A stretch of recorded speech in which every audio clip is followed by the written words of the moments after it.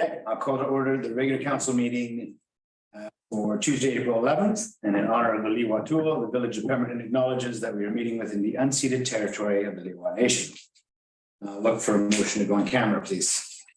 Councillor Helmer, second by Councillor Craddock. Any opposed? Motion carries. Okay. I would like to call back to order regular council meeting 1579 for April 11th. In honor of the Lewa Tula, the Village of Pemberton acknowledges that we are grateful to be meeting within the unceded territory of one nation. All members of council are attending in person, myself, Councillor Jenny Helmer, Councillor Katrina Nightingale, Councillor Laura Ramsden, and Councillor Ted Craddock. Those members of the public in attendance, please note that this meeting is a live webinar and is being recorded. A recording of the meeting will be available on the village's website following the meeting. Are there any amendments to the agenda? None. Would somebody like to move the agenda as presented? Councillor Helmer, second by Councillor Craddock. Any opposed? Motion carries. We have no other report. Adoption of minutes from regular council meeting 1578 from March 28th, moved by Nightingale, second by Councillor Ramsden. Any opposed? Motion carries. Any business arising? Seeing none, we're going to go all the way ahead to number 11. On 11.1, we've got an OCP engagement. And we have folks from Pemberton Systems joining us, I believe. Colin, are you setting the table for this or? We have Melissa? Yeah. Hello. Hi, good to see you again. Yeah, good to see Thanks for you. joining us. It looks like it's sunny in Pemberton. Pardon me? It looks like it's sunny up there. It is. That'll probably change in about 12 minutes. It's a perfect April day. Lots of different. Good to see you again. The table is yours when you're ready. Okay, perfect. Well, thank you for having me. I'm going to share my screen with you. I have a short presentation, and I thought we could spend most of our time walking through the What We Heard report. Have all of you had an opportunity to look at the report yet? Yeah. Okay, great. Should volume up a little bit. Okay. Yeah, so what I want to chat with a little bit with you about today, just briefly an overview of the communication materials that we put together for this first phase of engagement. Remind you of the activities that we undertook. Share with you engagement by the numbers, right? Share with you some of the stats that we collected. And then, as I said, walk you through the What We Heard report and talk about next steps. So in terms of communications, if you recall, we have a project webpage that has information, basic information about what an OCP is and a bit of information about the process and information about how to get involved. When we had our public launch in January, there was a media release that went out into the peak. There were also posters that were posted around the community. And we put together 4 discussion guides, like the one that you see before you. These discussion guides were intended to provide people with a little bit of background, give them some questions to start thinking about, and then let them know how they could engage in the process. And these were on 4 topics that, based on our sort of initial scan of what was going on in Pemberton and our discussions with staff, were identified as likely the 4 big topics that the community would be interested in.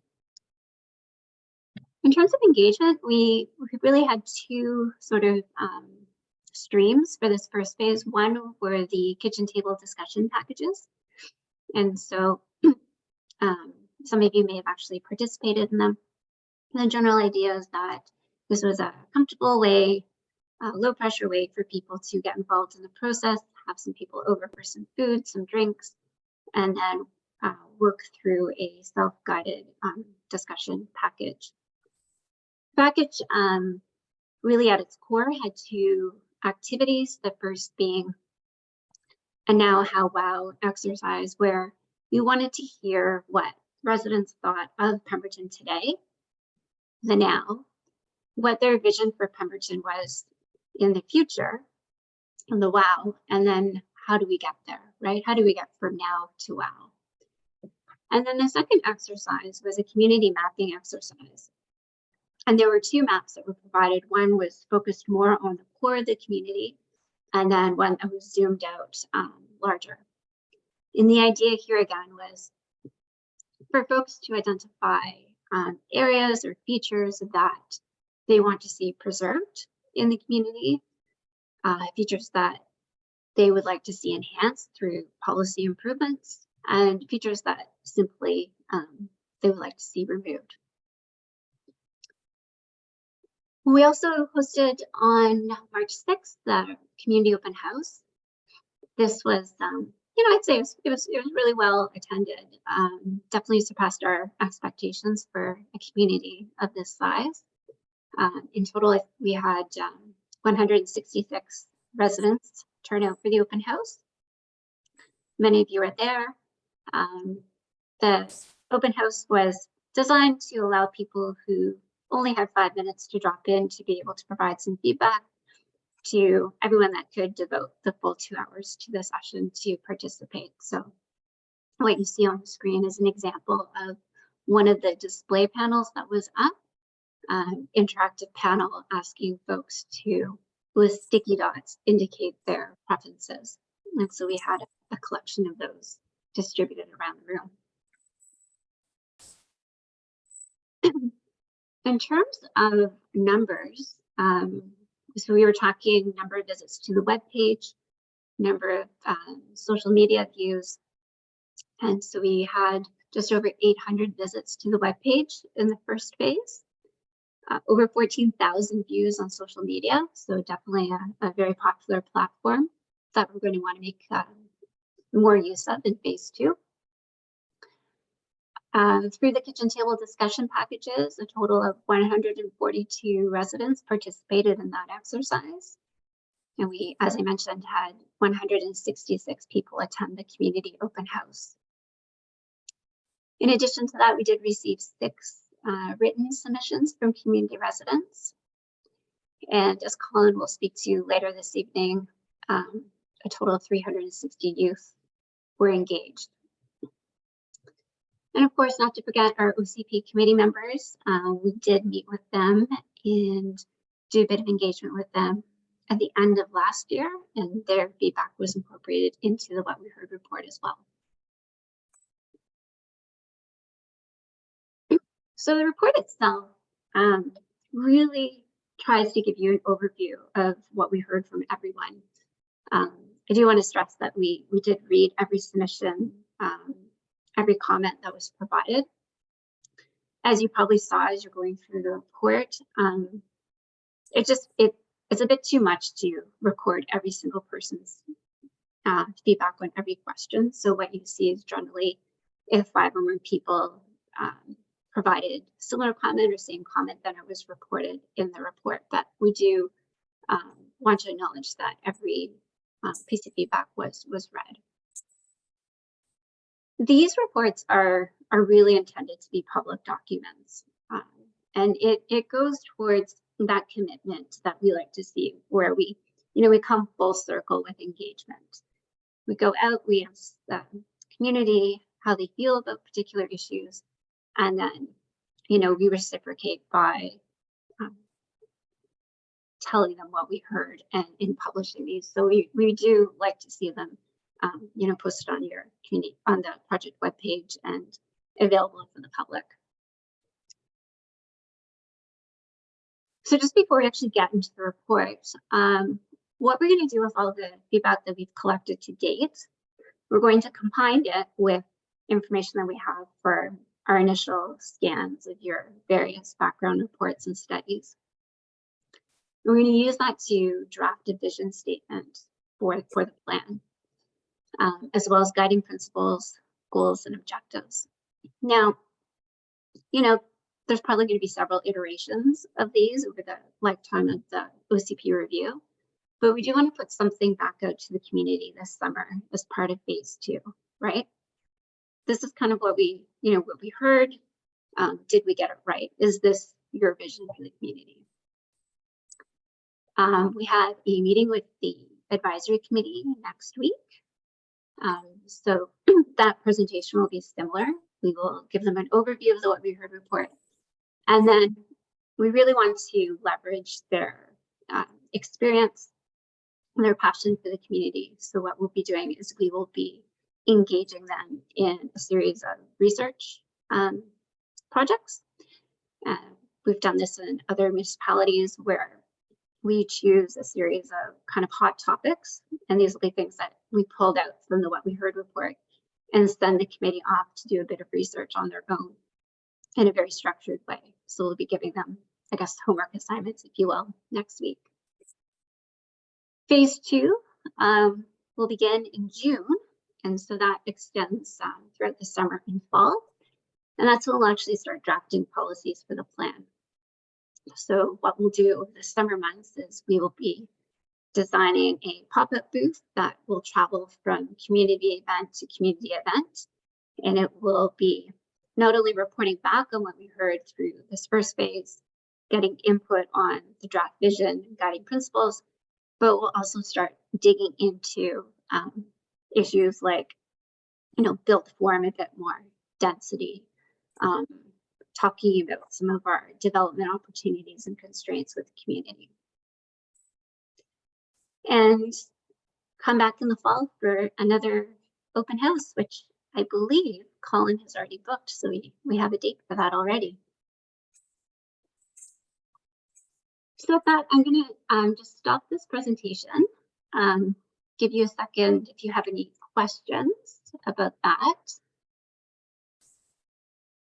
Thanks, Melissa. Any questions? No? Okay. Look like it.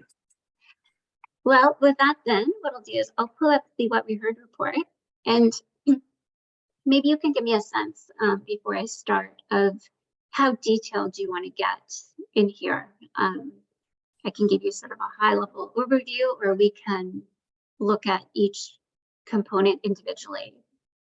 Totally up to you. Honestly, we don't have a stacked agenda. I'm happy to dig into it a little bit if the rest of council is. So yeah, let's Okay. get in. With that, let me pull it up.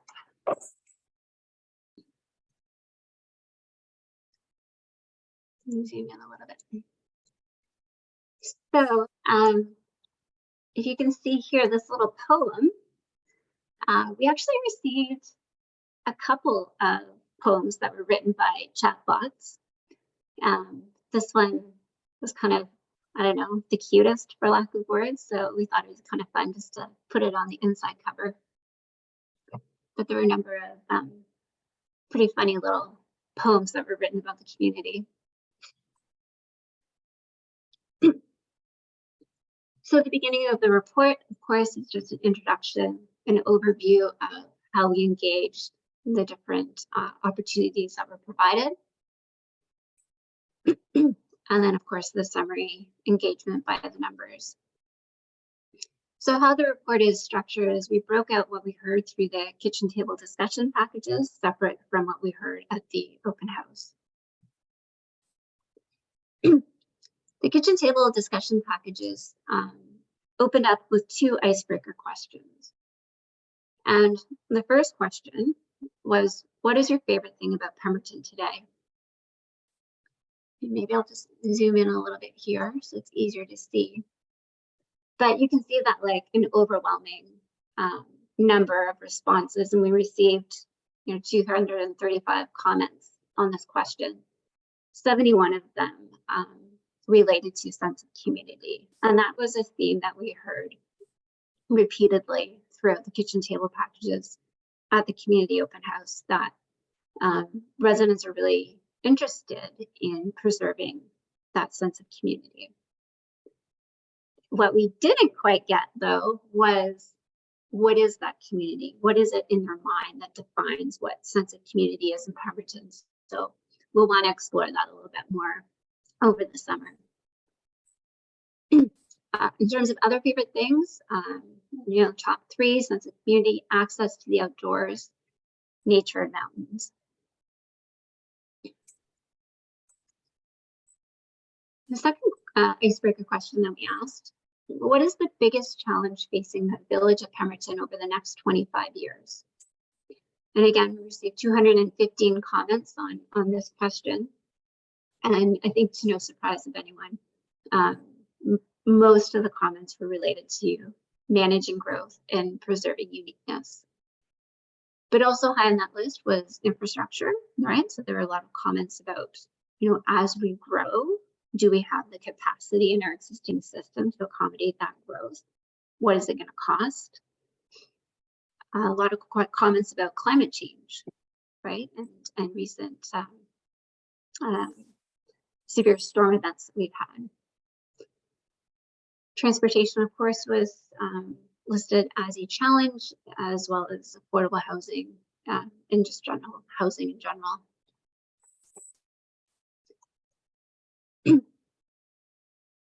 So as I mentioned,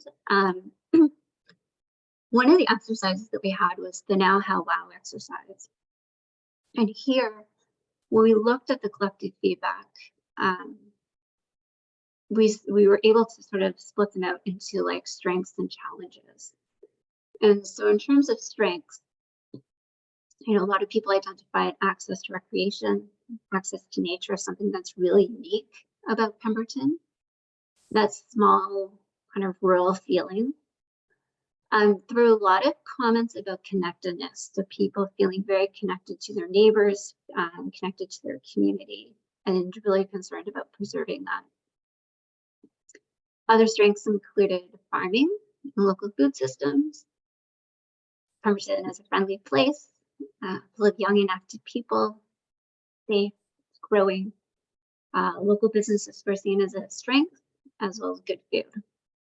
I think that's another kind of sidebar theme that we saw is there's a love for food in your community. That's for sure. But in terms of challenges right now, people are seeing, a lack of transportation, a lack of affordable housing. Here it's listed as rentals and for seniors, but really it's a lack of affordable housing for pretty much every demographic in the community. Lack of infrastructure, traffic congestion, lack of parking, and it's expensive.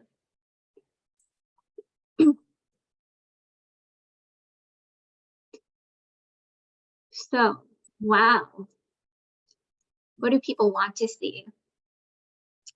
I think we were warned about this in the beginning. People really want a pool. The idea that there would be more recreation facilities in the community, the protection of local food systems, that there's both local and regional transportation, and it's affordable, right? So that people with children, youth can be able to stay in the community. Wow, we've been able to protect nature. The community remains very close and friendly. There's a lot of community events, spaces, et cetera, et cetera. Again, in here, a lot of the same sort of, themes are emerging, a lot of comments about the environment, a lot about housing, community character, that type of thing. Now, how do we get there? Some of the ideas that were put forward, 7 individuals wrote in that they wanted to see growth limited in the community. Others wrote in that we need strong leadership in order to get to where we want to be. Comments related to encouraging secondary dwellings on properties, expanding health facilities, building better road access, climate adaptation and emergency planning, and explore different funding options. So some kind of creative ones in here, right? Let's have a GoFundMe for Pemberton. But just looking at are there other ways that we can get funding into the community? Any questions or comments on any of that? Questions? No, I think we're good. Okay. So we also included an optional demographic survey with the kitchen table discussion kits, and you know, it's with engagement, it's pretty consistent across communities that we work in, right? There's generally an overrepresentation of women, overrepresentation of homeowners. They tend to be more affluent.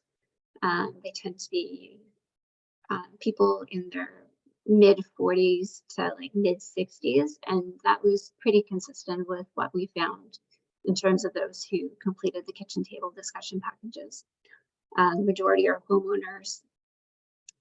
Most of the people, 68% of the people that participated live in the village of Pemberton.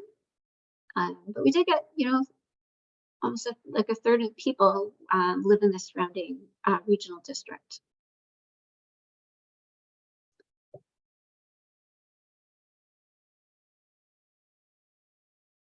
In terms of where people work, 35% of people who participated work in the village of Pemberton. 19% work in Whistler, 13% in the regional district, 2% in Willowa Nation, and the rest work elsewhere.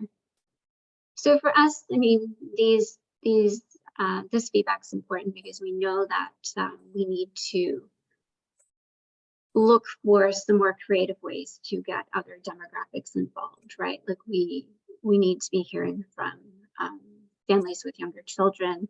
We need to be hearing from seniors in the community. So we'll be looking, you know, working with village staff on coming up with some ideas as to how we can get a bit more representation in phase 2 engagement.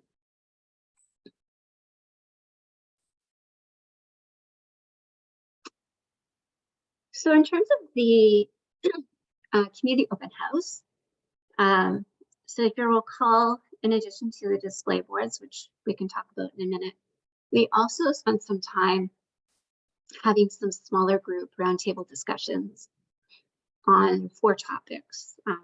The first was on reconciliation, second on environmental sustainability, third on the local economy, and then fourth on housing. And so again, here are a couple of you know, common responses were provided. So in terms of the question of how could the OCP address reconciliation, a couple of ideas came forward. One being to provide opportunities for genuine listening, learning, and communication, to promote inclusivity, I can never say this word, inclusivity, and co-develop values and policies, encourage educational opportunities, and provide for economic partnerships. So some more specific examples that were given were cultural tourism and inclusive labor forces.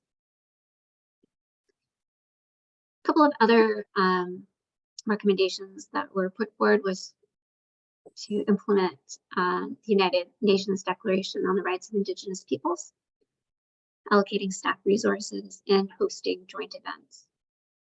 So this last point, this is something that we do see in other communities that we work in, the joint hosting of engagement events on OCP reviews, and something that, you know, is something that I would like you to think about and consider if there's an opportunity, perhaps in the fall, of co-hosting an event or having the nation participate in the event would be absolutely wonderful.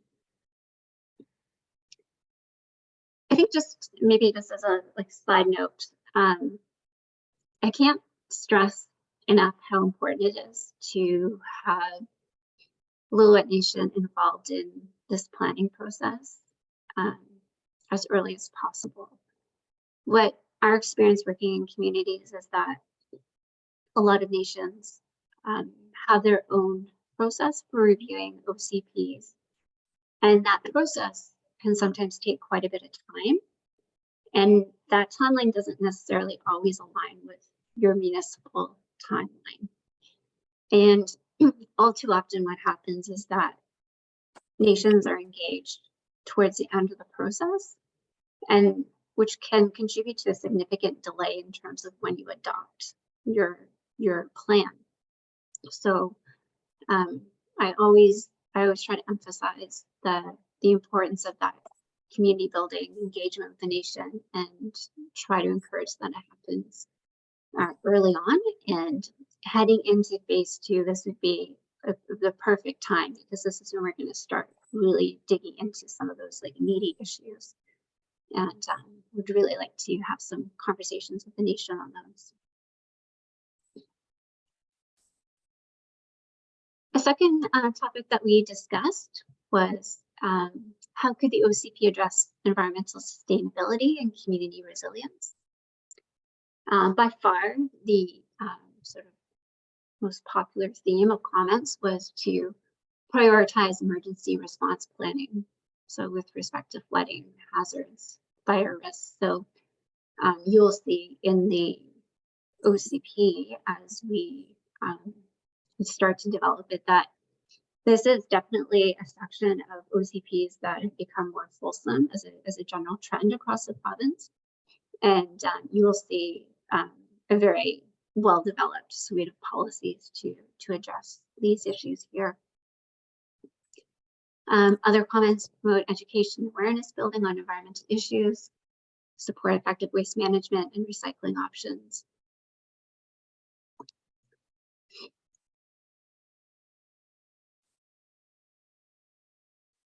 People also wanted to see wildlife corridors protected. They also wanted to see a coordination between environmental goals in the plan with other municipal plans and policies. The third question we asked was, how could the OCP address the local economy? And here we look at a number of different answers. One, prioritize affordable housing options, provide staff housing, support eco/adventure tourism, leveraging recreation, right? And in Pemberton's unique location, close to the mountains. Support more agricultural opportunities, prioritize affordability. So again, that link between if we can provide affordable housing for people, better enable them to be able to work in the community, providing accommodation solutions. A couple other more specific ideas that were put forward were to create more commercial spaces, develop some private campgrounds, and invest in food processing businesses.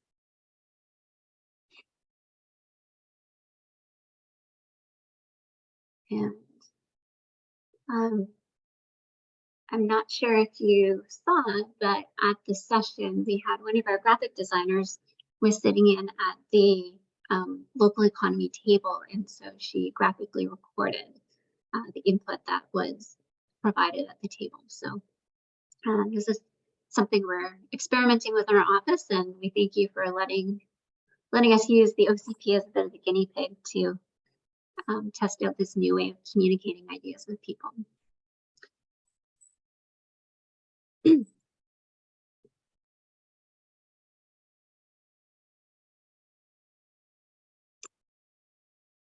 terms of housing, you know, this was by far the hottest topic at the community open house. How could the OCP address housing? I mean, we heard very clearly that Pemberton is in need of all types of housing for every demographic in the community. Really, a lot of really good conversation on this topic. Answers to this question were to prioritize affordable rental housing and invest in more affordable housing overall.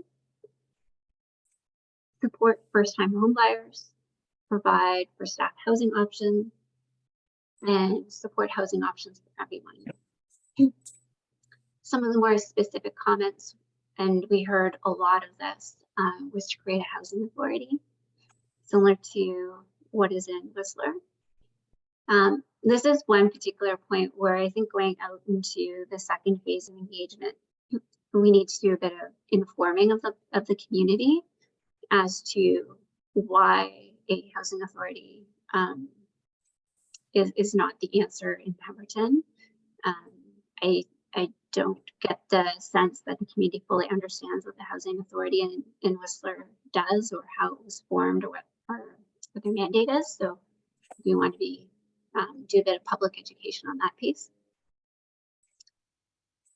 Another very specific idea is upzoning the downtown core, supporting secondary suites and infill housing. In terms of the interactive display boards, the first board was about reconciliation. So we asked participants to share their thoughts on how they thought Pemberton could advance reconciliation in the community. The top 3 responses that were provided were using traditional names. So a lot of comments about, could we use the Indigenous names in the OCP on the maps, encouraging Indigenous events, presentations, and music in the community. And so this was one that wasn't clearly articulated, but a lot of comments about Lillooet First Nation leadership. But again, these comments tended to be pretty vague, and so it's difficult to really understand what residents meant by that. There were no real specific examples given. In terms of the first point, though, you'll see as you flip through some of the more recent OCPs that have been done particularly well, that a lot of them do make space in the plans for incorporating history of the community as told by the Indigenous peoples themselves. There is a growing trend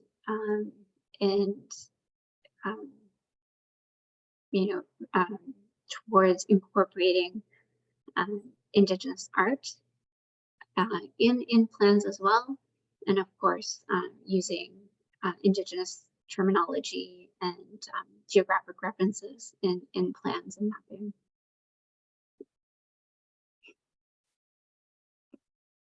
We had a board that asked folks, and this was based on your existing business categories.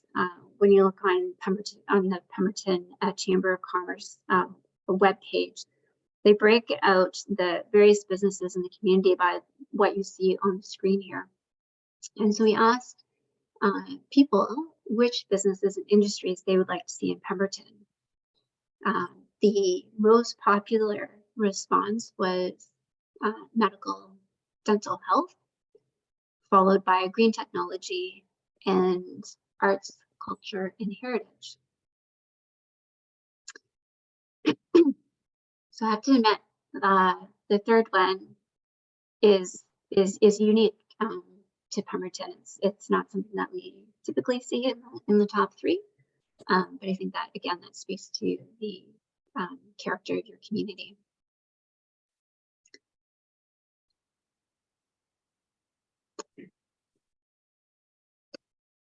We had another board that talked about community character, and we asked participants to write a word or a phrase onto the board that best describes Pemberton's character.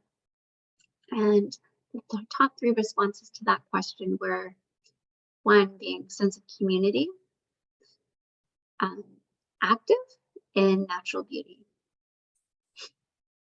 So again, this sense of community piece is something that we want to better understand, particularly because in Pemberton, you have a good mix of people who have lived in the community for several decades to a lot of newer residents who've lived there for less than 5 years. So really want to tap into, what does sense of community mean to them, and is it consistent across the different demographics, or does it differ? In terms of community values, we provided participants with a list. Their top, or sorry, no, we didn't give them a list. I'm sorry. We asked them what they value most about Pemberton. And again, here, access to recreation from their doorsteps was by far the most popular, and very similar green spaces and protected areas, and that small town feel. I didn't think it was kind of cute that we had 4 people that really value backcountry pizza in the community. So that was kind of comical. We asked participants to identify the top 3 things that the OCP review should focus on. And here, again, by far, top 2 issues: housing affordability, transportation, followed closely by growth and development, climate change, community facilities, and reconciliation.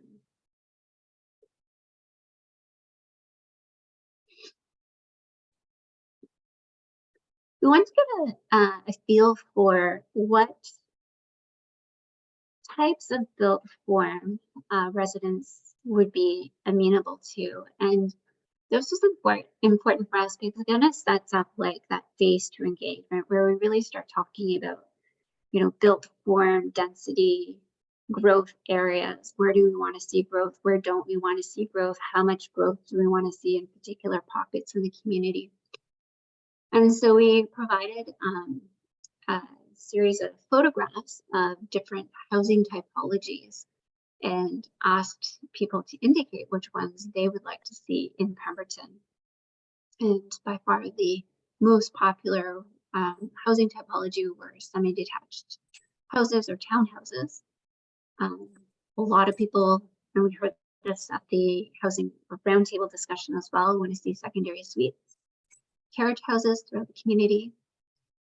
But we did also see here, a number of people supported of 3- and 4-story walk-ups.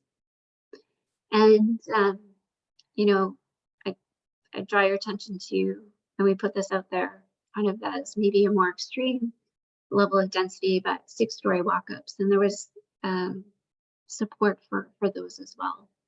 But generally, overall, people are looking for a variety of housing, right? A variety of housing forms, tenures, levels of affordability, because it's such an issue for everyone living in the community.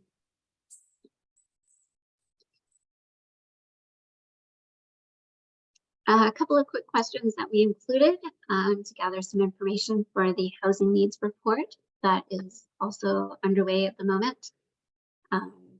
3 statements related to housing with a sliding agreement scale.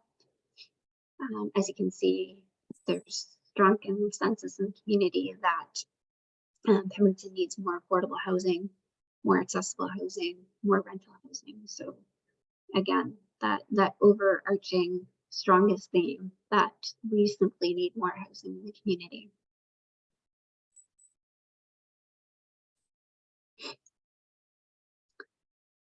We had a little tree that was set up, and participants were encouraged to take a tag and hang it on the tree and tell us what they hoped Pemberton's environmental legacy would be.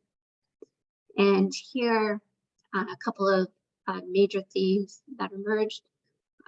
One was related to community and practices. So they wanted to see support for local organic food systems, preserving the agricultural land reserve, protecting nature and the watershed, working with developers to protect the environment. And a couple of people indicated they want to see control of pesticides and herbicides. Another theme that emerged through this exercise was wildlife and sustainability.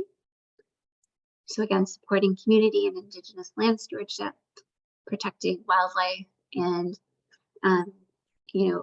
accounting for wildlife in municipal planning processes. A number of comments related to transportation. So, a number of people wanting to see investments made in local and regional transportation. So, not just transit, but there were also a number of comments that were made related to rail transportation. People want to see more trails and sidewalks being built in the community, as well as more commuter trails or bike trails for commuters. A couple of comments related to infrastructure. So people wanting to see investments in infrastructure to support the growing community. And in terms of development, investment in green energy developments, green energy technologies, prioritizing smart, sustainable development, and just like generally just prioritizing the environment overall. So those were the activities that we had for the adults that attended. We were prepared with a couple of activities for youth to participate in as well. We didn't see too many youth attend,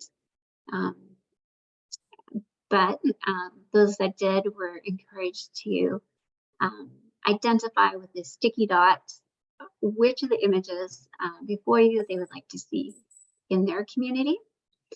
And by far the most popular was a pool. Others want to see a skating rink, and through conversations that we had with the youth, this was there were comments both for an indoor and an outdoor skating rink. Were both equally popular. The children also quite like the image of the natural playground. Of course, they like the ice cream store, and images of the library in Spray Park were also very popular. We had some Lego on hand for youth to draw or build for us a special place, a place in Pemberton that's special for them. And this could be a place that they go with their family, with their friends, a place that they play. And the couple that did participate in the activity identified the community center as being a very special place for them, the soccer field, and the new basketball court.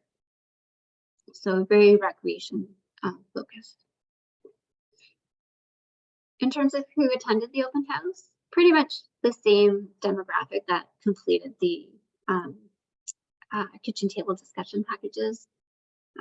65% of people that attended were women. Most of them were between the ages of 35 to 64. Vast majority of people were homeowners. Most of the people lived in the village of Pemberton. And these are people that work full time, people with a little bit of extra time. You can see, over half the people that attended the community open house don't have children living at home anymore. So definitely have a bit of extra time. So again, I think, in looking forward to the community open house in the fall, may want to consider ways that we can make it easier for families to participate in that event. And it could be a matter of shifting the time of it a little bit more, or providing some childcare at the event is also something that we may want to consider.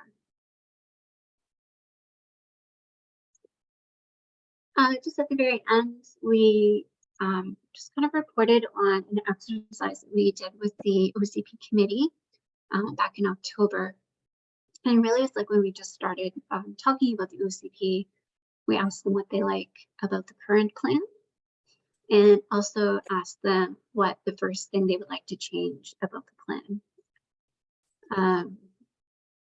I think generally we had a lot of discussion about room for improvement in terms of making the policies a lot more specific.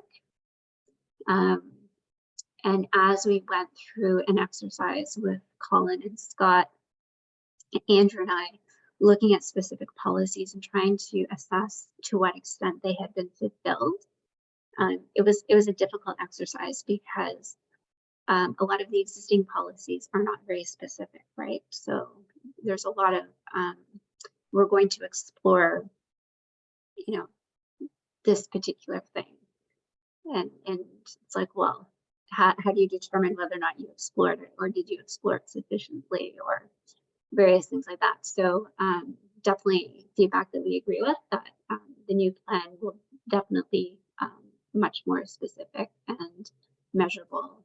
There'll be timelines associated with it. Comment about making the OCP more user-friendly with more inclusive language. So that's definitely something that we can do.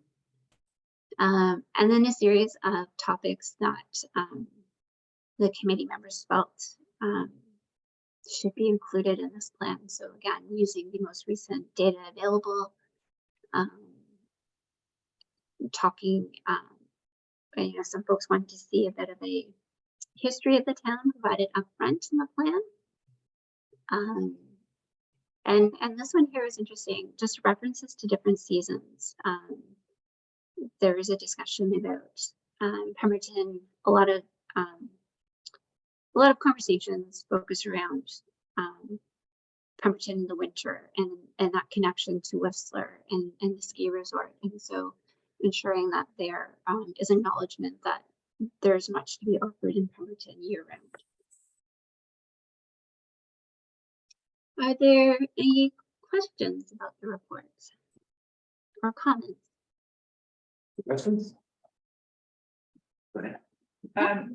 Just a question about like the eventual policies that are coming down, and seeing things like the use of SMART goals, and even there was a couple comments about like specific housing ideas that were suggested, and so I guess I'm just wondering, like, I could definitely understand the importance of having like something that's trackable. I mean,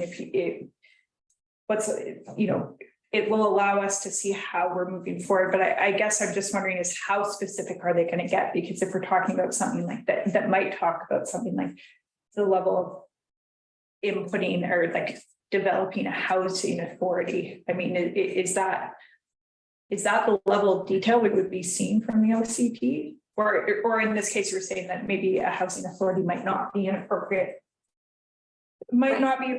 for Pemberton, but just a question about how detailed those will be getting. Yeah, that's a good question. So I guess from our perspective, we want to make sure that every policy in there serves a purpose, right? And so where possible, we want to be able to, because we want to make sure that they're going to be implemented, right? And that your plan's not just going to sit there. So where possible, whenever a policy has been written, what we're thinking about and what we tend to do with our plans is, as an appendix, have a series of implementation tables, is think about, you know, who's responsible, who's going to champion this policy, who's going to be responsible for moving it forward. Are there any partnerships that need to be formed in order to like make this a success, right? What is the timing, like priorities, timing? Is this an initiative that is dependent on another action? So it will be specific that way. We are fortunate in that the housing needs report is being updated right now. So we will have very specific needs outlined in that report that we can use as targets in the OCP. Again, it's difficult at this point to sort of say, well, you know, we're gonna target like X number of new housing units, you know, every year. Some OCPs, some municipalities do get that specific. It's a little bit early to tell whether or not, you know, we'll kind of go this way in this case. But generally, we will be looking to assign some kind of like performance measure, if possible, to policies as well, so you can track your progress. And then in terms of others that are a little bit more qualitative, because not everything has a metric that you can assign. I'm kind of giving you some ideas about how you can engage with your community to like get that kind of like sense of, are we heading in the right direction? We'll also provide that as well as we develop them. Yeah, I mean, every community is a bit unique, right? Like you need to find that balance between providing clear direction, but then also allowing, you don't want it to be too rigid that there's no flexibility in the system, right? So, but we'll find that spot working with you and council and stuff. Thank you. Okay, that's good. Thanks very much for the report. We talked about the First Nations involvement. What direction do you have from the consultant's point of view that you're going to focus on to help bring that together? Because I understand what you're saying. It could be a drawn out process. So what is your plan along that? Yeah, so we take the lead of the municipality. So there's usually how it works with is that council will extend an invitation to chief and council to participate in the process. And then there's usually some communication at a staff level. Now, we do quite a bit of work for Lillooet Nation on the planning and engineering side, and we would be, you know, if you're finding it difficult to engage the nation on this particular front, we would be happy to help facilitate that, having some conversations to see if there's a way that we can move that forward. But again, it really needs to be initially coming from mayor and council. Thank you. Yeah. So you know that you have a great example next door to you, right? I'm sure you're all very aware of what happened in Whistler with the lack of engagement with the nation, and they are, you know, Indigenous communities they hold a lot of power, rightly so, in through the like a formal approval process. And so if a nation feels that you haven't engaged properly or to the extent that they wish, then they can hold up approval of your plan, which is what happened in Whistler for a number of years. We just need to develop a really good understanding of what their expectations are and what their timelines are, and then work towards those, right? Mhm. Mhm. Thank you. Any other questions? There's no surprises, really, no real surprises in the report for me. I enjoyed the read and thank you for presenting it. You know, one of the things that stood out was the lack of demographic representation in responses, both in the kitchen table, and not surprisingly, you see that's pretty common, but both from the kitchen table to the open house. So looking forward to see how you can bring in more input from those other demographics, the ones that stand out to me. I mean, you know, a lot of the non-homeowners obviously live in townhouses and apartments and that sort of thing. So they're denser buildings. I wonder if putting notices in buildings and around, and I won't tell you how to do your job, but you know, just to try to really target those folks that are rentals or entry level, that sort of thing. And seniors as well. I'm wondering, you know, in terms of senior representation, if you have any thoughts about in getting a little more input. Yeah, I think that's like a definite target demographic that we'll want to chat with staff about. going out. I think there will need to be some targeted outreach in that area. In terms of like other groups though, like we like to include like a variety of different like methods of engagement, right? And so this summer, what we proposed was to put together a like a mobile kind of like pop-up station. And so this will be something that can go to all of your like major community events, right? So you can go to your Canada Day celebration, it can go to your farmers market, it can go to the slow food cycle event. That's where we typically get a wider variety of people participating, right? When we're just out in the community, people are out on a, weekend day with their family at the farmers market. Those are the people that typically wouldn't come out to an open house. So optimistic we'll get a bit more variety that way. But this is the challenge we have. It's that the same demographic in every municipality comes out. Yeah, fair enough. Any other questions, thoughts? Okay, do you have more for us, Melissa, or is that the end of your presentation? I do not have anything else for you. Okay, well, I appreciate it again. Look forward to seeing you again and seeing you and your team out at some of these pop-up events. We'll be there, so look forward to seeing you this spring, summer, and hearing more. Thanks for tonight. You're welcome. Bye-bye. We don't need any motions out of that. We'll go on to 11.1B, which is what we heard through the youth engagements. Brown.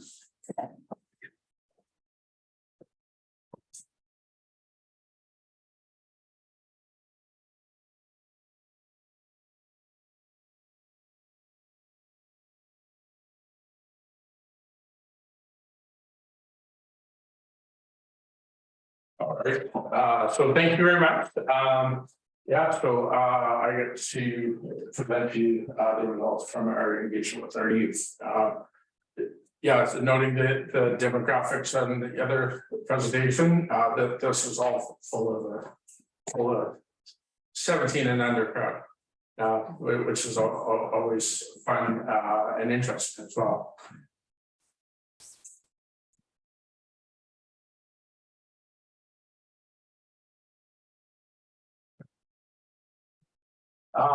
So yeah, so as part of our engagement strategy, was to create opportunity to engage with students in the school districts. And so we did 3 visits, so Full Valley, Signal Hill Elementary, and then just last week to Pemberton Secondary. And it was really great engaging with the different age levels, everyone from kindergarten up to grade 11 and 12 and at the secondary school. So yeah, so updating Melissa's number of total of 402 students, because her numbers didn't have the secondary school in that. And so we really designed activities based on their age level. So K-4, we got them doing drawings. We had 3 drawings. 1 draw that you love about Pemberton, 2 what you think would make Pemberton more fun. And then 3, draw your journey to school. And all of these is a concept we used to call mind maps. So we want to know what's important for them. So in all of these are, yes, draw what you love, your journey to school, but add whatever you think is important on your map. And so this, all of this was recorded. Yeah, and then after the drawings were done, we had the same colors that we had at the open house. Again, with the dots going on to the picture that they look like best. For the older kids, we gave them maps, a little bit more spatial awareness. We asked them to draw the routes to school, but also put on the maps what they love about Pemberton and what they think was missing as well. We had the Lego exercises as well for this age group as well.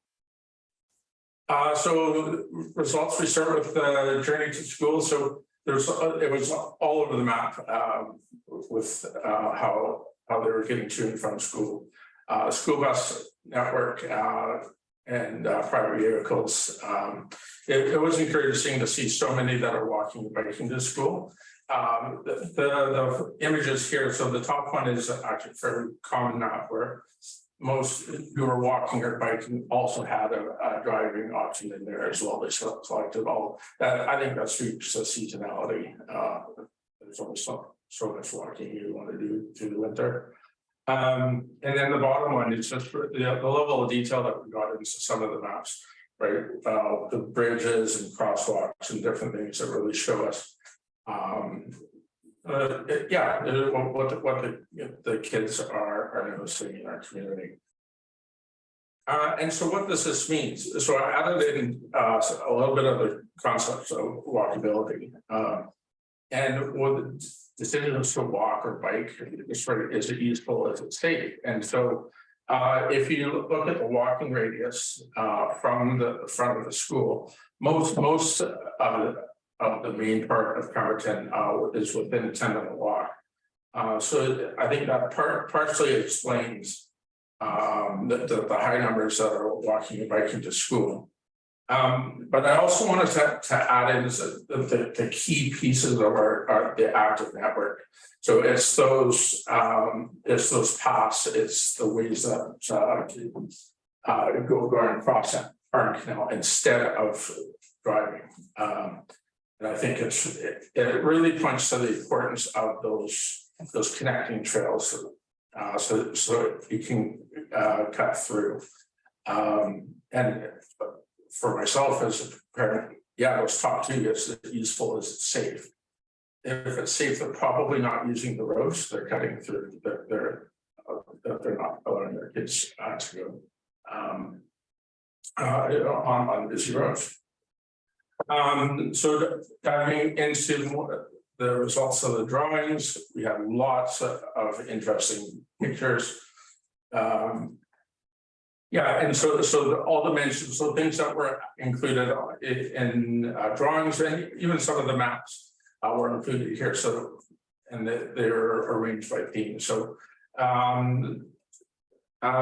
would say the most common theme here are the social connections, the interactions. So, the highest number here, economic and commercial. Those amongst the drawings where they love the community, it's the community center, it's the different restaurants, the food places, but also on the side of what could make Pemberton more fun. This is where you find the movie theaters, the bowling alleys, right? Those social places that were included.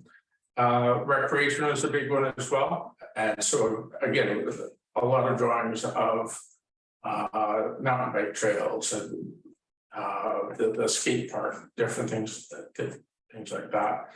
And then on the other side of what they would add, pool is clearly here. And it was really remarkable to see the level of detail. Drawing of Blackford Bakery, that's kind of what it looks like in front. And of course, you got the interesting in the ice cream cone with ears.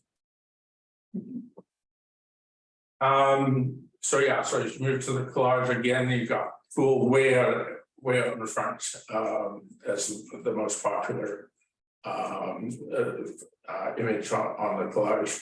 But it's also interesting that the library was up there as ahead of the skating rink, skating park. So again, it's goes to that whole idea of the social spaces that are the value here. So yeah, so what does all this mean? It's really, again, it's around the social activities, the year-round social activities. The values that we saw on what you love about Pemberton right now were the outdoor recreation. It's the nature, the things that we expected. What we're looking forward to add are more recreation gathering spaces, but year round. So it's the indoor ones. So what can we do in the winter when it's not that nice out? And then there's a lot of inclusion of community. So what this is whenever there were references to family, friends, different people in the community. This was reflected in there. So last week we're covered in secondary, for the class session, we used some of the materials from the kitchen table discussions. Melissa went through these, but we used the few icebreaker questions first. And then we moved to the now how well exercise and the mapping exercise. Together input on a little bit higher level for the secondary students. And then with that, we have Sia here, right, to help us present the results for President Secondary. I'm Sarah DeBreze. I'm a student at Pemberton Secondary School. Oh yeah, sure, I'll sit down. Okay. I'm a student at Pemberton Secondary School. I'm in grade 8. And what we discussed when you all came to our school and we had a little workshop. What we love about living in the environment, like mountains and the recreation in the environment, biking, hiking trails, and the community. We love that, like the close family feel of Pemberton. And what is the biggest challenge Pemberton is facing in the next 25 years? Climate change, natural hazards, meager with flooding, and that's a concern among our group. Cost of living, lack of jobs. Pemberton is a very expensive place. Overdevelopment. We are seeing a whole bunch of our bike trails and forests and stuff being taken over by housing, and that is not something that makes us happy. No post-secondary education. I mean, it's a small town. I don't really know about that one. Transportation. I would like to see more frequency in the bus schedule from Pemberton to Whistler, because I think independence is a great thing amongst youth. And when it's the bus is only going in at 8:20 in the morning, we're all still asleep. Yeah. So yeah. And then now part was diverse weather. Yeah. Flooding and climate change. I remember last summer there was but there has been a lot of flooding scares in Pemberton. Limited teen activity. I agree with that. There is not much to do in Pemberton. There's the skate park and youth center, I guess. Yeah, the community, family feel, nature again. Welcoming and quiet. I love that. It's not a very busy town. I mean, it can feel busy, but I like the quiet feel of Pemberton. Yeah, transit again, power outages. Sometimes they're so random. Wow, what would we like Pemberton to look like in 2050? Youth development. Yeah, some more things. Maybe I heard movie theater, that'd be really cool. Better public transit. I agree with bike racks on buses. Those ones are scary. More bike trails would be cool. Yeah, just a whole bunch of how are we going to get to that? Providing more government funding and support so you guys have the ability to make things like movie theater possibly happen. Growth management. I think that we need to really be mindful about how we feel Pemberton as a community and how we like the small feeling of Pemberton, because everyone knows each other. And yes, Pemberton's going to grow, but maybe just keeping it contained a little bit. Involving the community in those decisions, increasing transit, Tourist tax, that sounds cool.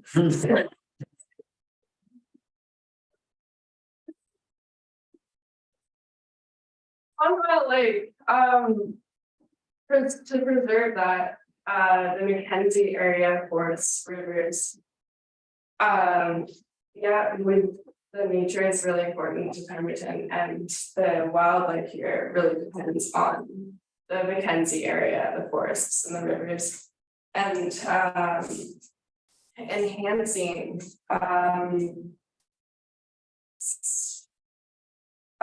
connecting the community youth rec center, so more recreational things, more school events. That we had our first school dance in a little while this fall, which was really cool. The Sunstone Hillside, I think it's the architecture up there is pretty cool, but just making sure we're mindful about how much space we're taking up and taking away from the forests. And remove overdevelopment. I agree with that very strongly because Pemberton's super small. We have one way through town over the railroad tracks, and I believe that Pemberton, how it is right now, is not built for huge amounts of people. Summary. Thanks. Great job.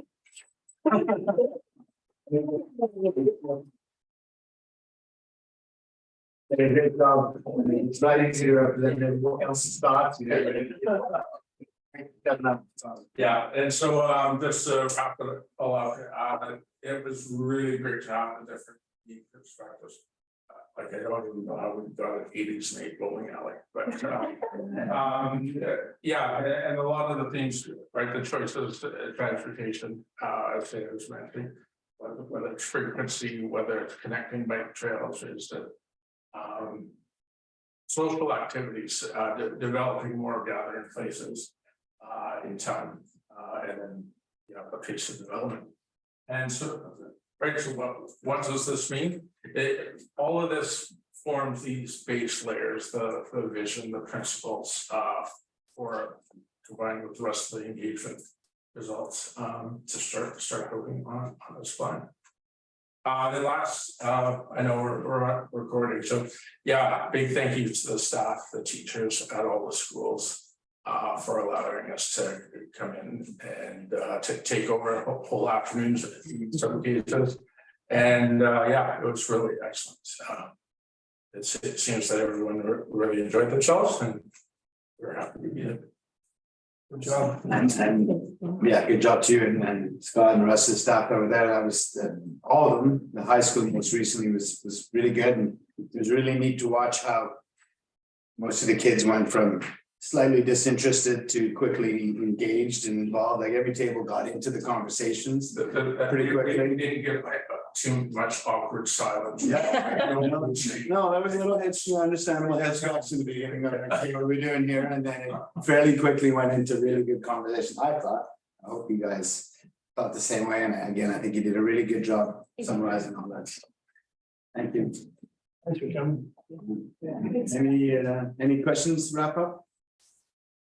Fine. Yeah, I just had one question, and I think, I went around to all the tables and asked one question, because I found that on none of the 7 tables, the new recreation area, Demduff Park, was put down under any little sticky. And I asked each table, like, why didn't you think about that? And I'm gonna let you, because you just told me outside, probably why that wasn't chosen, and I'm quite interested in that. Well, right, I think you mentioned kind of all the, they can't get here. And so it goes back to these connecting trails, right? You've got a large number of our community in this downtown cluster, in the downtown node, and getting to the rec site requires some kind of active trail. We have the Friendship Trail that's being worked on. That's not quite complete yet. But again, going back to the slide on walkability, useful, safe, interesting, and comfortable, right? And so the Friendship Trail is getting there, right? Right, whether it's full, the safest at this point, you can't get all the way out there yet. So I think that those themes, connecting the community, building those safe networks for the youth who may not have a car, right, can they get to across the valley to the hillside? And if I could just follow up, the other thing you mentioned is, once they get out there, there's no real meeting space. That too, and so that's a little bit more specific to that park itself, right? You have the soccer field, you have the bike park, but there's no picnic table, there's no place to go and gather, right? Unless you're connected to one of those activities, so. Yeah, it's one of those where that site specifically needs that social gathering space. Right, that's not necessarily specific to the fields. Thank you very much for that. Thank you for that, Colin. What really struck me about both reviews was that the values that people espouse to, the love of nature, the outdoors, the wanting to preserve, the deep sense of community, doesn't necessarily, how does that connect to what people want? So the values and the wants actually are a little bit disconnected, because we want more recreational facilities and we want all these things, but the values that have been spoken about by all groups of people in the community, the younger and the older, there's a little bit of a disconnect. And I'm curious about, just as we think ahead, how we sort of mesh the values and what we want or feel we need. No, and that's just it. I think that's where we start digging into the specific histories a little bit more. And so we've already had some discussions with their team. Yeah, more on the public education on some of these different points, because we might think, so housing enormous topic. We might think we want certain things, but haven't really thought that through. What does that mean? And so, yeah, what we want compared to the values, that sometimes it's a difficult discussion to work all of that out. And so putting together those to be that you end up with priorities, and then you start working on the priorities that way. Yeah, and it's not a linear thing. Right. You might have policies that are essentially opposites, but then that's when you come back and okay, we need to amend or ask council to make a decision on. End up with conflicting values or desires and.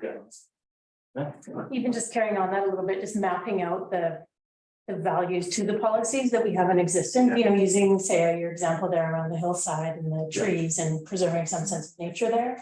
Like, do we have a strong sense of policy within the village to say that's something that as a community we want? And that's also, you know, an exercise that we should probably engage in, is that mapping out of exactly, we have the right policies in place to support what the community is saying they want. Absolutely. I think that's kind of where we're going with Melissa and her team to get a real structural OCP. So we have a clear vision and a set of guiding principles that everything else will run through. So that you'll have things on the recreation values, on the environmental values, you have one go down the list. Right, and then in theory that they should apply to every all the policies that come after them. Little out of process, but if you had a comment you wanted to quickly provide it, sure. This one is Ed's comment about why didn't they talk about the bike park and stuff. I think it's not quite in season yet. Like, I don't know if it's top of mind, but I wonder if a couple months later if they would have that. But my other comment was the engagement process. It was the first time ever I participated in a community engagement process, and I was thinking about your groups, the Lillooet Nation and seniors, and the way that worked for me, my first time ever in attending a meeting was having a strong leader that I connected with, who I trusted, Lisa Richardson. And then also a first follower, which was Claire Fuller, who's a neighbor and a friend. And it was that was the tipping point for me, momentum. Enough people I knew was there that I would do it. So I wonder if there are people we are connected with, even I think of people I work with in the school, from the Lillooet Nation, that could be those leaders and a first follower that could get enough people from that community to say yes to the offering food and coming together to write your dreams for the land you live on is accessible. No. Yes. Thank you. Any closing comments, or would we like to motion to receive? Chadwick, seconded by Councilor Helmer, any opposed, motion carries. Thanks, Colin, and thanks again for stepping up, appreciate it. Thank you. And you can escape if you want. You can stick around, I got some really interesting stuff to say. Thank you, appreciate it. Thank you. That's great.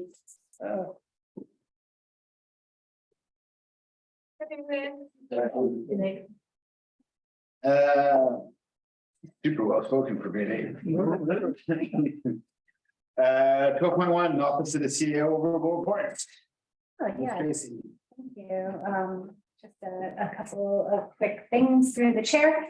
I just want to say a warm welcome to Ethan Frideen. Did I get it correctly? Okay, yeah.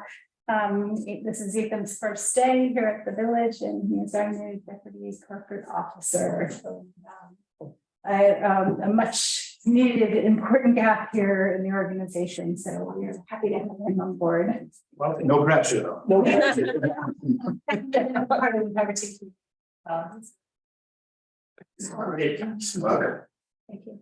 And then just to follow up on a question with regards to community engagement at Sunstone related to trail changes. And so staff have a recurring meeting with the developers there and actually couched this question. And of course, beyond the initial public engagement for the development, the ongoing engagement with the PBTA has occurred with Heller Construction being the bridge between the developer and the PBTA.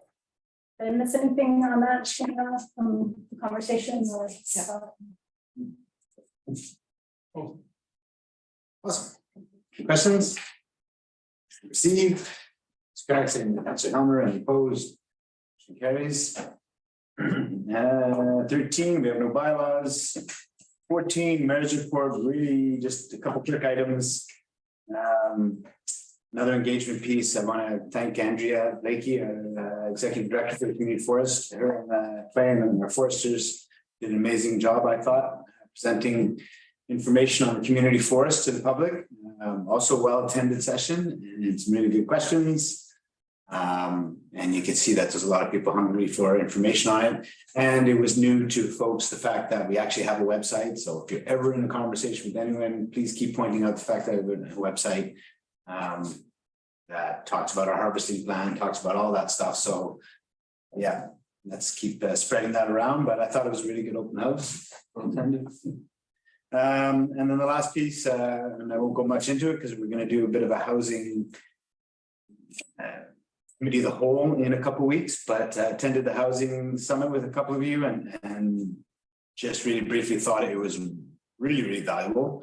It was standing room only. It was really well attended from the mayor of Vancouver to councillors and staff from small communities, lots of ministry representation, lots of really good conversations. The hallway conversations were really valuable this time. I had some really good interactions. And again, we'll get into more of the detail, but one of the one of the themes that was really prevalent in a lot of the discussions was the fact that it was super well attended because there's a concern across the province about all the housing issues and crisis that we have, but that we struggled to look at the housing in isolation.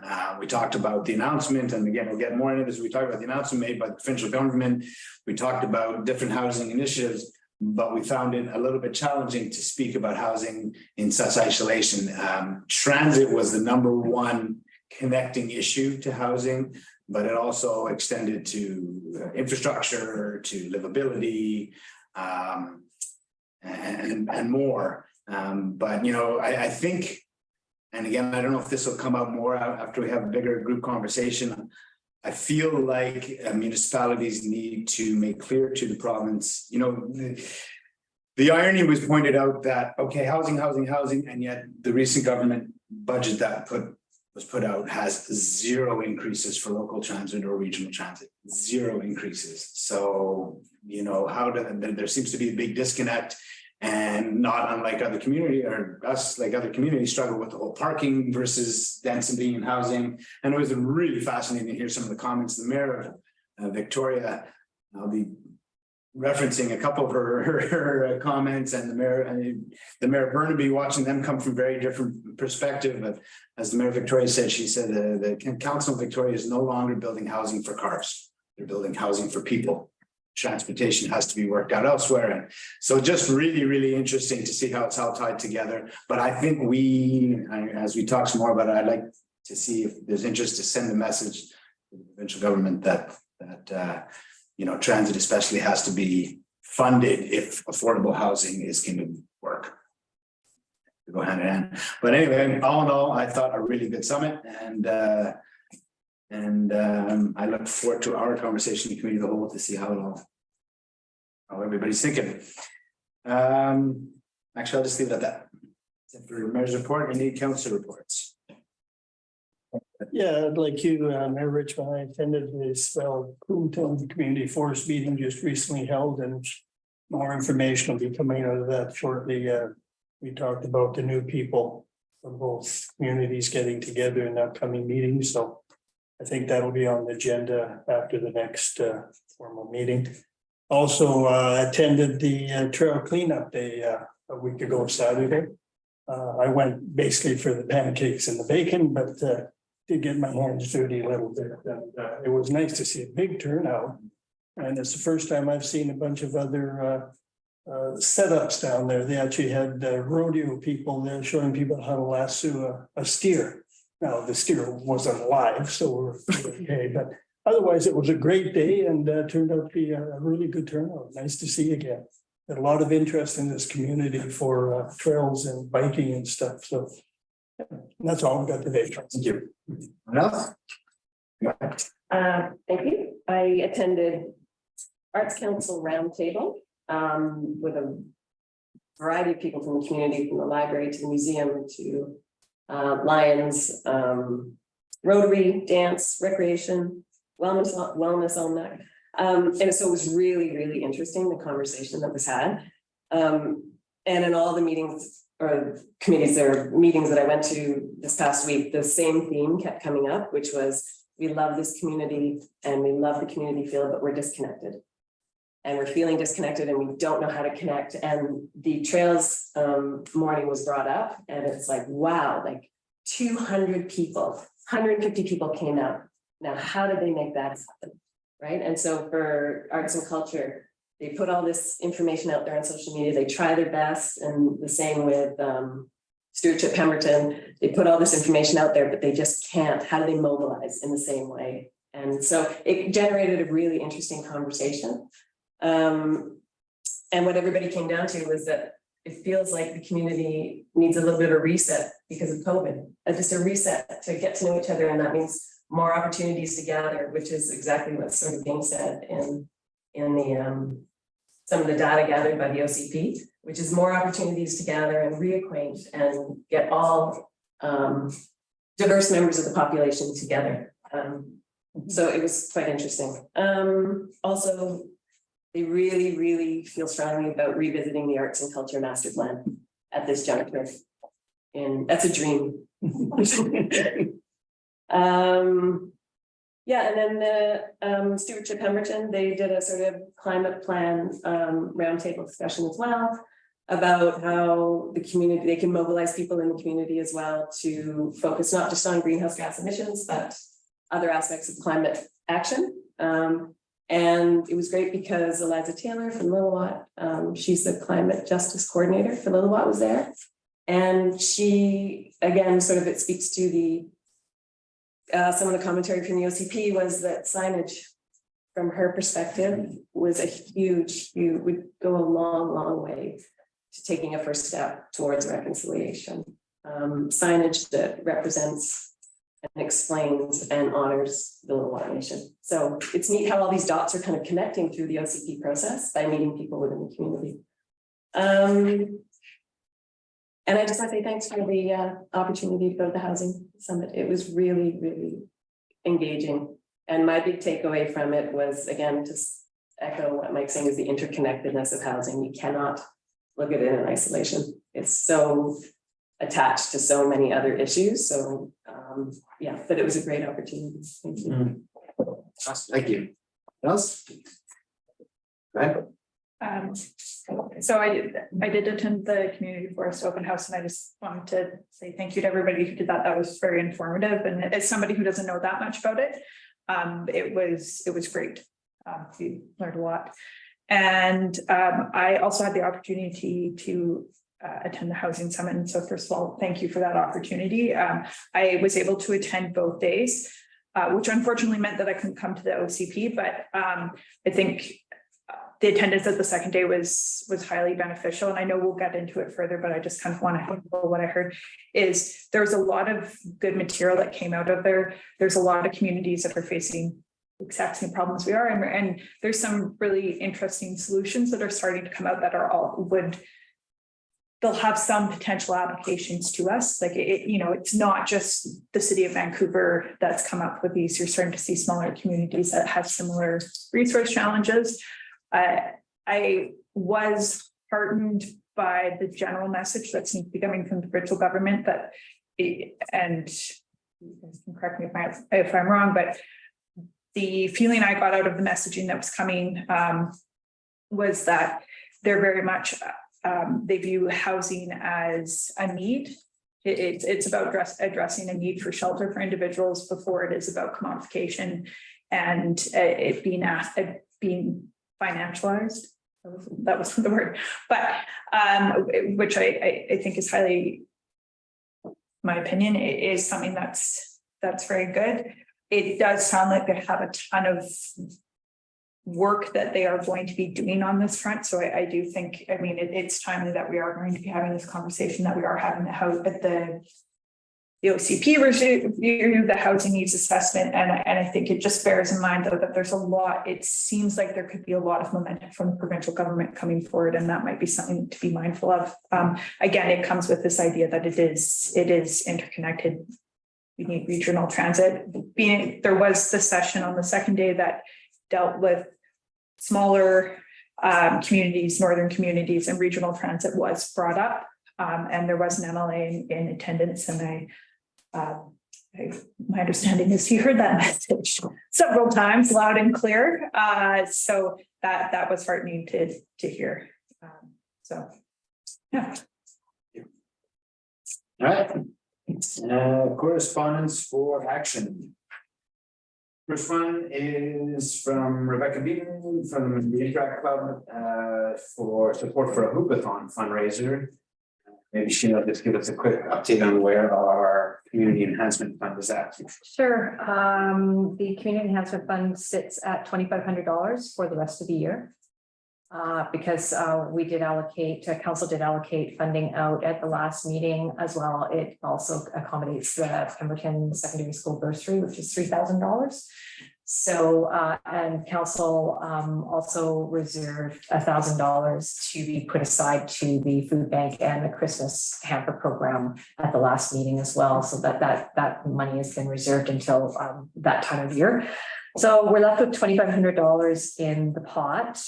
And the recommendation before council, we didn't know if council wanted to put together a hoopathon team and go out door to door to get pledges.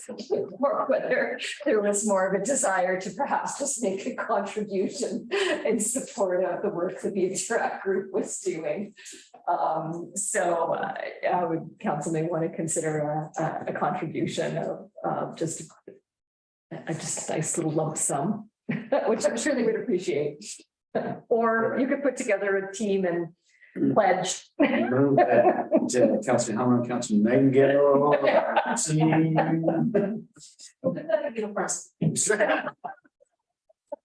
Little city dresses. Okay, what would we like to do? Would we like to provide as for the recommendation and a lump sum perhaps? Yeah, I'd like to see. I've got like 4 requests to go and shoot. And I don't mind shooting hoops. I don't know about going out and getting the pledges though. That's the hard. I'd like to suggest a $250 donation. Okay, seconder? No, wait, hang on a second. Well, I sort of appreciate what Ms. Fraser's saying about maybe it's a really interesting way for council to engage, some council members to engage with the community in a non-pressured way. You're all looking at me blank. No, no, it's not blanket surprise. But I know, if people are willing to go, out and do it, I'm happy to participate. I don't know how much time I have to go after pledges right now, but I don't mind participating. I'm happy to participate. Do you have some suggestions specifically? Well, Sounds like a. is anybody on council willing to? What's the date on that? Mr. Travis? What's the date on? It's May 6th. That, does that coincide with there's a UC?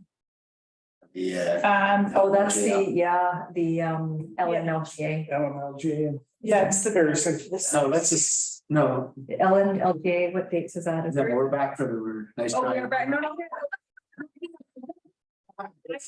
I have double booked myself recently, so I heard that and I was like, oh, that sounds really close. It is the same week, but But it's- 6th is a Saturday. Okay. I have terrible hand-eye coordination, so I. You're not even available for this Yeah, like- You're going to get his 20th birthday party. Are you actually what? Yeah. That's awesome. I'm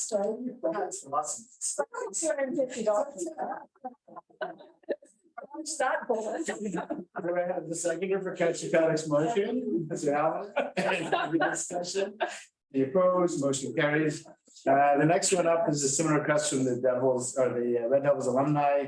Being a 3-decade coach and part of this committee, I'm going to step out for conflict of interest. And Councilor Helmer, you are acting mayor for this. Oh, excellent. Make a motion. Yes.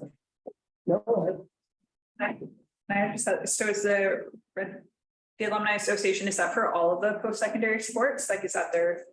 For their second at the high school. Yeah, but it's not specific to, let's say, like one sport in particular. Okay, perfect. It's all teams. Okay, perfect. Yeah, all It's not teams. just specific to basketball.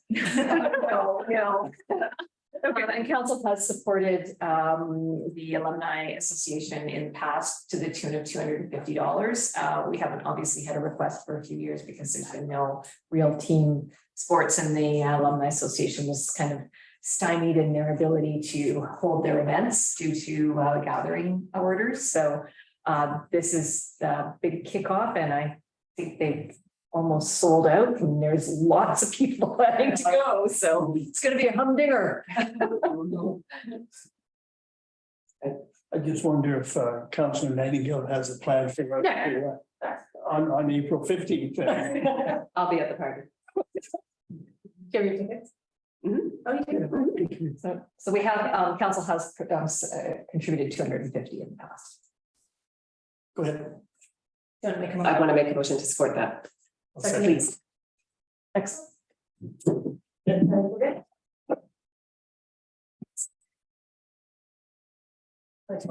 If I may provide one more update, which I forgot to do with the Interact.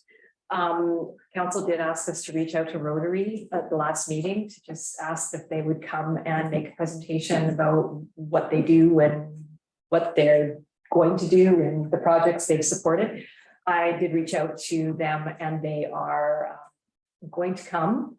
It probably will be June, July, or maybe even September, just depending on what their availability is. So they have definitely indicated an interest to come to council, and we're just going to try to settle on a date, but it will be a couple of months, so you can expect.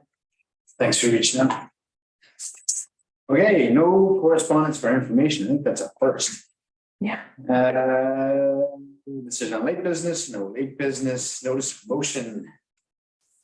Question period. The regular council meeting is now open for questions from the public. Please be reminded that questions directly related to items discussed during this meeting are permitted. If any members of the public attending via Zoom webinar wish to ask a question, please click on the raise hand feature in the webinar controls, and this will notify staff that you would like to ask your question. Reminder, this meeting is a live webinar, is being recorded and will be available on the village's website after the meeting. And one. Okay. And then I will look for a motion to go back in camera. Excuse me. So, what you have to VPS. Perfect. We have a question from Nikki Fanker.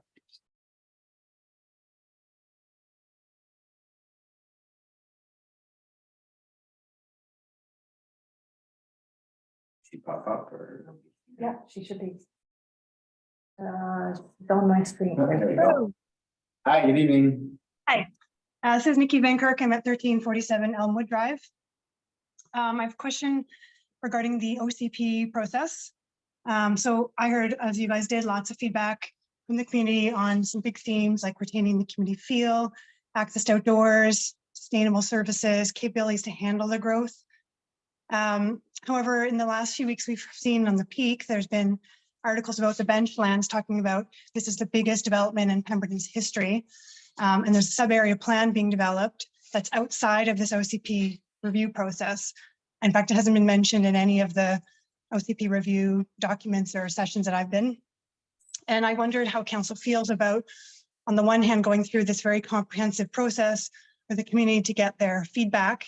But on the other hand, we seem to be pushing forward on a major development with wide-ranging impacts to the community, services, medical, schools, impact on the traffic. And so far, council's been unwilling to pause the process to first find out what the community wants before moving ahead. So that's my question.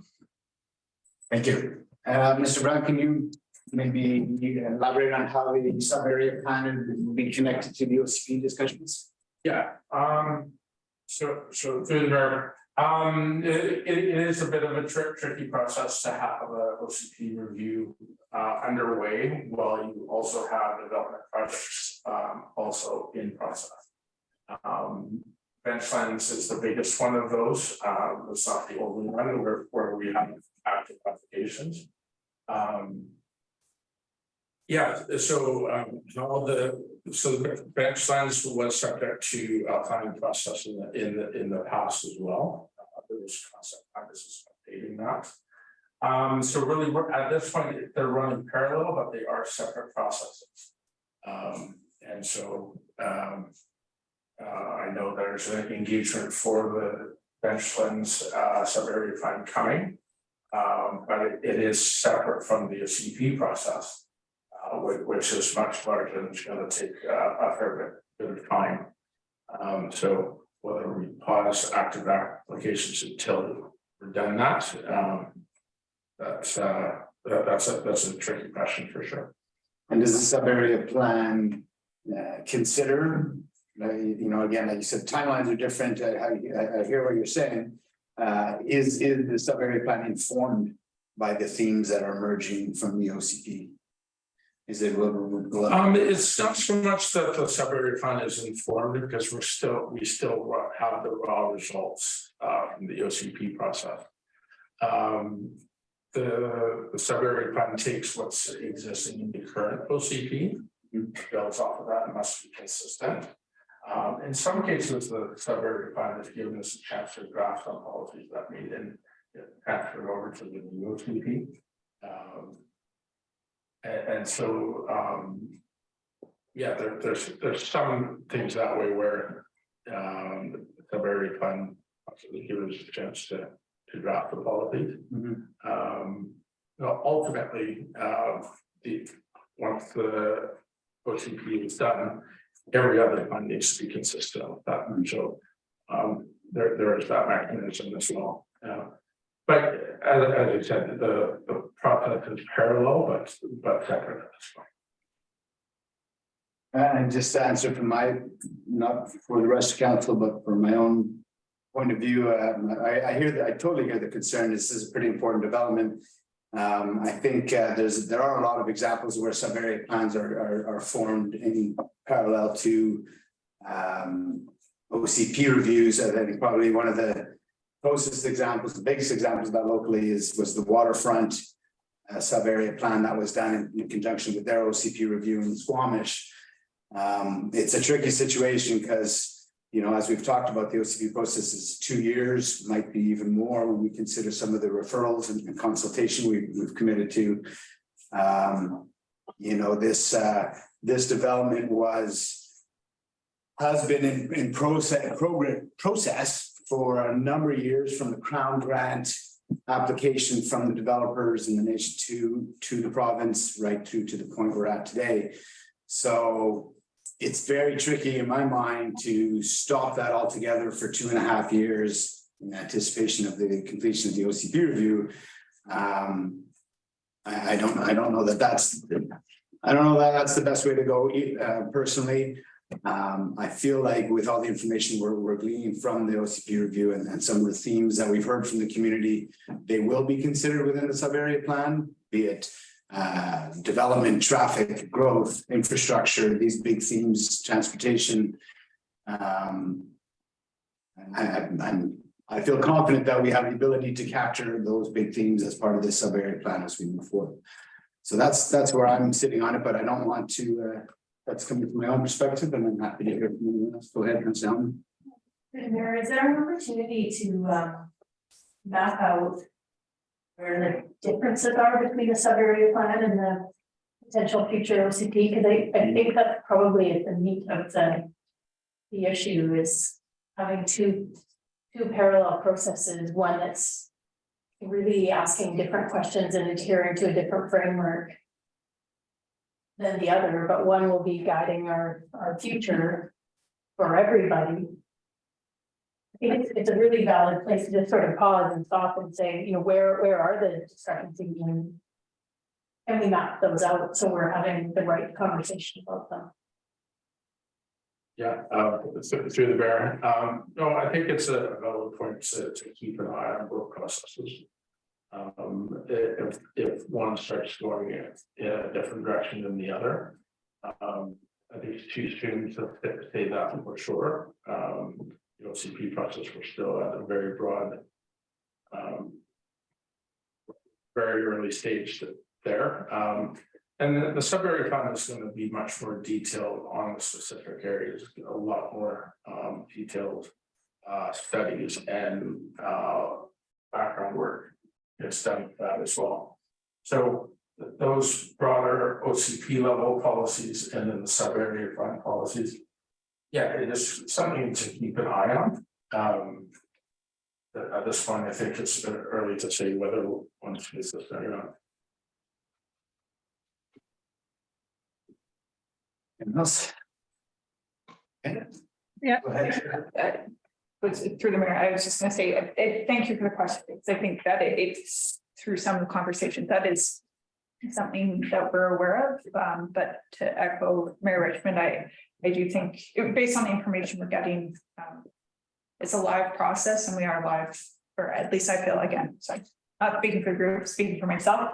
I think live to the concerns in the community. But thank you for the question, because I think that kind of brings it foremost or to the front of your mind when we're considering issues like this.